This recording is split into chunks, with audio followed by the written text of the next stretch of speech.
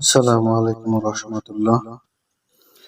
স্বামী স্ত্রীর মিল মহব্বতের জন্য যে আমলটার বিষয় বলছিলাম, তো সেটা হলো এই, আপনাদেরকে দেখাইতে আছি শুরু থেকে।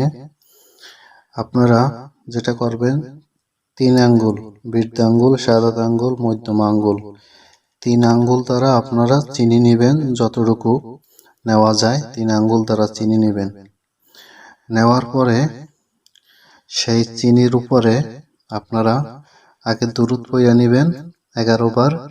তারপরে আপনারা এই যে এই জায়গার দোয়াটা দেওয়া আছে, আল্লাহুম্মা ওয়াফিক বাইনা হাকামা বাইনা মুহাম্মাদিন সাল্লাল্লাহু আলাইহি ওয়াসাল্লাম। হ্যাঁ, তো এই যে দোয়াটা, তো এখান থেকে দোয়াটা পড়ে আপনারা যখন এখানে আল্লাহুম্মা ওয়াফিক বাইনা হুমা, আল্লাহুম্মা ওয়াফিক বাইনা হুমায় আসবেন, তখন যাইয়া ওই স্বামী স্ত্রীর দুইজনের নাম নিবেন তখন। তারপরে যে কামা বাইনা আদামু ওহু আলাইহিমাস সালাম আল্লাহুম্মা ওয়াফিক বাইনাহুমা, আবার এখানে আল্লাহুম্মা ওয়াফিক বাইনাহুমা, আবার নিচের লাইনেও আসছে, এখানে আইসাও আবার দুইজনের নাম নিবেন স্বামী স্ত্রীর। বাবা মায়ের নাম নেওয়া এখানে দরকার নাই। তারপরে কামা বাইনা ইউসুফু আলাইহিস সালাম আল্লাহুম্মা ইউসুফ আলাইহিস সালাম ওয়া বাইনা জুলাইকা আলাইহিস সালাম, এটা পয়রা চিনিতে একটা দম দিবেন। আপনাদেরকে আমি খেয়াল করেন আপনারা, এখানে লেখা আছে নিম্ন দোয়া 7 বার করিয়া 1 তোলা চিনির উপরে ভোগ দিয়া উভয়কে খাওয়াইয়া দিবে, স্বামী স্ত্রী দুইজন খাবে। এভাবে 7 বার কইরা 7 বার দম করবেন এই দোয়াটা। আর এই দোয়াটা আছে জিয়া আপনাদেরকে দিতে আছে যে কিতাব থেকে, সেটা হলো জিয়া, এটা চরমনায় দাদা হুজুরের ইসহাক রহমাতুল্লাহ আলাই তার লিখিত কিতাব, যেটা তাবিজের কিতাব, যেটা 41 নম্বর পৃষ্ঠায় এই আমলটা দেয়া আছে। এটা পরীক্ষিত, বহুবার পরীক্ষা করেছি। তারপরে এখানে বলা আছে, খেয়াল রাখিবেন যখন বাইনাহুমা বলিবেন, তখন স্ত্রী ও পুরুষ যাহাদের মধ্যে মিলন করিতে চান তাদের নাম উল্লেখ করিবেন এবং নিম্নের নকশা তাবিজ করিয়া স্ত্রীর সিনের উপরে শোয়াইয়া স্বামীর সঙ্গে রাখিবে। আমি দোয়া করি আল্লাহ পাক মিল করিয়ে দেন।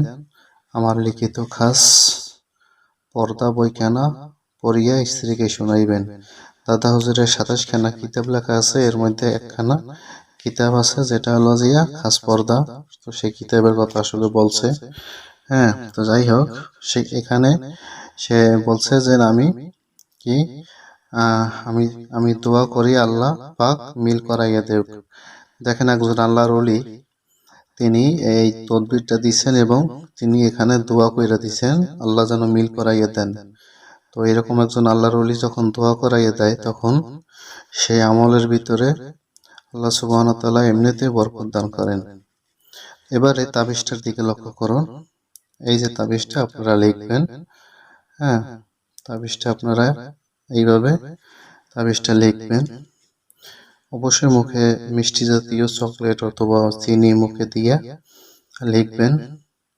লেখার পরে স্বামী ইয়ে থাকলে স্ত্রী যখন ঘুমাইবে তার সিনার সাথে লাগাইয়া স্বামী ডাইন হাতে অথবা কোমরে ব্যবহার করবে। আর যদি স্ত্রী নেয় স্বামীর জন্য, তাহলে ওই স্ত্রী কি করবে, স্বামীর সিনার সাথে তাবিজটা লাগাইয়া, সে যখন ঘুমাইয়া রইছে বাস রাত্রে কি করলো, তাবিজটা তার সিনার সাথে লাগাইয়া স্ত্রী বাম হাতে অথবা গলায় সে ব্যবহার করবে, বাম হাতে অথবা গলায় ব্যবহার করবে, ঠিক আছে।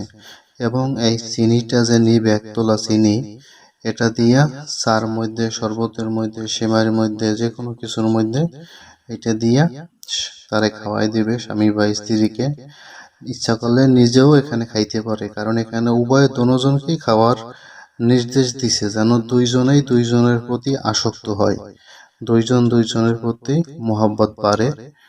তো আশা করি আপনারা বুঝতে পারছেন আমলটা।